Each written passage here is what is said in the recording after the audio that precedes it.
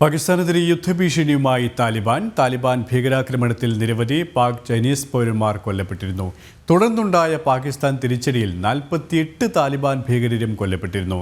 നിരവധി പേർക്ക് പരിക്കേൽക്കുകയും ചെയ്തതിന് പിന്നാലെയാണ് യുദ്ധഭീഷണി ഉയർത്തിയത്. ഇവരുമായി ഐസൻ ജോസ് ചേരുകയാണ്. ഐസൻ, പാകിസ്ഥാനെതിരെയാണ് താലിബാൻ ഇപ്പോൾ യുദ്ധഭീഷണി മുഴക്കിയിരിക്കുന്നത്. ഈ സാഹചര്യത്തിലാണ് ഈ ഒരു ഭീഷണി? മറ്റു വിവരങ്ങളും സുരേഷ്, തീർച്ചയായും പാകിസ്ഥാനെതിരെ ഇപ്പോൾ താലിബാൻ വലിയ യുദ്ധഭീഷണി മുഴക്കുന്ന ഒരു സാഹചര്യമാണ് ഉണ്ടായിരിക്കുന്നത്. 15,000-ഓളം താലിബാൻ ഭീകരരെ പാക് അതിർത്തിയായ ഖൈബർ പങ്ക്തുൻഖയിലെ മീറലിയിലേക്ക് താലിബാൻ നിയോഗിച്ചു എന്ന വിവരവും ഇപ്പോൾ നമുക്ക് ലഭ്യമാകുന്നുണ്ട്. അത്തരത്തിലുള്ള സേനാവിന്യാസം നടന്നു എന്ന വിവരവും ഇപ്പോൾ ലഭ്യമാകുന്നുണ്ട്. നമുക്കറിയാവുന്നതാണ്, വൻതോതിലാണ് താലിബാൻ പാകിസ്ഥാനിൽ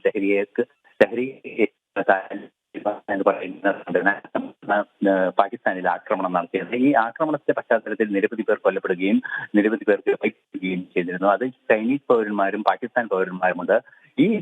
ഈ ആക്രമണങ്ങളെല്ലാം നടത്തിയതിന് പിന്നിലെ താലിബാന്റെ സാന്നിധ്യം തിരിച്ചറിഞ്ഞ പശ്ചാത്തലത്തിൽ പാകിസ്ഥാൻ ശക്തമാണ്. താലിബാൻ അഫ്ഗാനിസ്ഥാനിലെ നിരവധി